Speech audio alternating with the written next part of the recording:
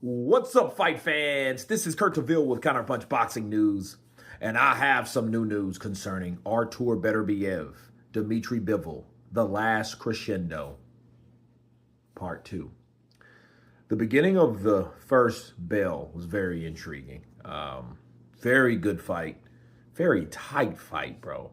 Artur Beterbiev, of course, wasn't the fastest. He came in with a jab. Bivol came in with a faster jab.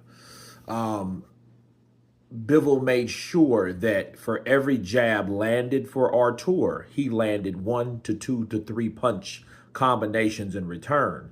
That's how you answer punches. Round 1, I give it to Bivol. Round 2, I give it to Bivol because Bivol was just faster. Bivol was moving. Bivol did exactly what he said he was going to do.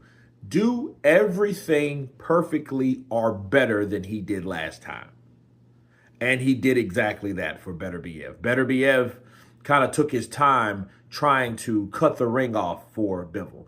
Round 3, Beterbiev started throwing these overhand rights around the guard, similar to what he did last time, okay? And started catching Bivol. Then started going to the body. He had this quick little nasty shot that he would throw right down to the kidney, the left kidney of Bivol, okay? And he would throw it down there, and I think it was systematically thrown there, because later rounds it was definitely pink, okay? I would give the third round to Bivol. Fourth round, definitely Bivol, because definitely Beterbiev, because Beterbiev started with the pressure. He started with the pressure. He started to clip Bivol. He started to wear him down. And Bivol moved a lot more in the rounds that Artur was aggressive. Okay. Rounds 5, I would give it to Beterbiev. Beterbiev was doing the same thing he did in round 3, round 4 to round 5. Round 6, I think Bivol won round 6 because he came back, started to get his groove back. Round 7, Bivol. Round 8, Beterbiev, because Beterbiev caught him with a right hand, and I know that got Bivol's attention. Bivol was rocked with a right hand, but you have to give him credit because he did something that no one else has done, stood up to a punch, especially in the later rounds from Beterbiev. Okay, so rounds 1 through 8 was even. Well, rounds 9, rounds 10 were Bivol rounds. Rounds 11, it was a swing round. And round 12, I think, belonged to Beterbiev. But I noticed Beterbiev was slowing down. I noticed that he was getting tired. I noticed that he couldn't do what he did in rounds 4, rounds 3, rounds 4, rounds 5, and round 6. He couldn't do those things, okay? He couldn't do those things in those rounds. I think he was getting tired. I think that fight, those rounds were still hella tight and very, very hard to decipher and to judge. Those guys at the end of that fight looked like a Rocky movie. It looked like a Rocky movie. It looked like a movie on television, a boxing movie, because those guys were bruised, abrased, scratched, swollen, banged up. They were all of that. They were definitely in a fight. And I think that if anything at all, Bivol might have edged it because he did more than he did last time in the final rounds. I think Bivol was a bit fresher. I think Bivol knew that he couldn't let off the gas, keep throwing shots, and it was easier for him this time, I think, because Beterbiev wasn't hawking him down like he was in the last later rounds. Sure, he was still stalking him as best he could, but he didn't have that eagerness like he did in the last fight. I think he should have been more systematic, going to the body, but Bivol's tricky because Bivol definitely has faith in catch and shoot punches. So when he did catch Bivol, Bivol had 2 or 3 shots for him. Surprise! Pow, pow, pow! He had those shots coming right back at Artur Beterbiev. So The scorecards didn't surprise me, and I'm actually happy with the scorecards because you had 114 to 114 draw, 116 to 112, okay, which isn't bad. They had it for Bivol. Then you had 115 to 113. They had it also for Bivol.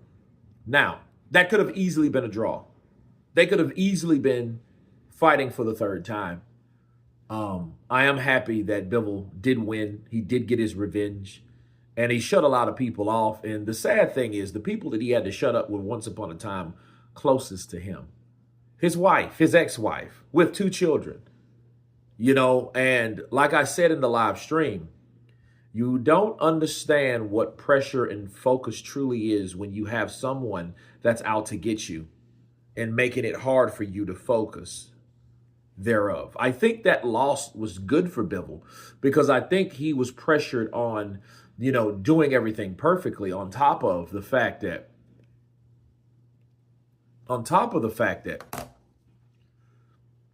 he had someone in the tabloids, on the internet, bashing his name, calling him this, calling him that, and the integrity part of him didn't want to discuss any of that.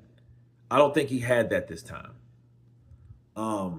I think he did a good job. I think he did better than last time. And because he did better than he did last time, he won the fight. Now, will it be a third fight? I'm not sure. But then here's the thing. Artur Beterbiev is 40 years old, pushing 41. You know, will he? I think he wants that fight. He does want to fight. But then how good will he do? Will this be another Golovkin-Canelo? Then Canelo-Golovkin? Then Canelo-Golovkin 3. Will it be like that? And then the third one would be, because of the age difference, you will have a drop in competition based on the fact that Artur is older and he's not able to keep up with Bivol. Because, bro, he was chasing Bivol around all night long. And Bivol was fighting him like Bruce Lee was, was mimicking Muhammad Ali. He was moving, he was jabbing, and when Beterbiev would throw 1 or 2 punches, he would come back with 5 or 6. That's how you win, okay? And I would say this, and I'm going as far as saying this. I don't see Beterbiev winning another decision against Bivol unless he stops him. Now they're both 1-1. They've taken each other's O.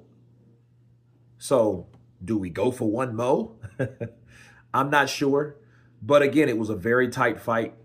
I'm happy for Artur. I'm happy for Bivol. I'm glad Bivol got his revenge. I'm glad his wife can eat crow because I know she's pissed. Okay, be pissed, you petty cunt. Whatever. But do what you're going to do. But anyway, I am glad that Dmitry Bivol got his revenge. It's good for him because the first fight was close. You know.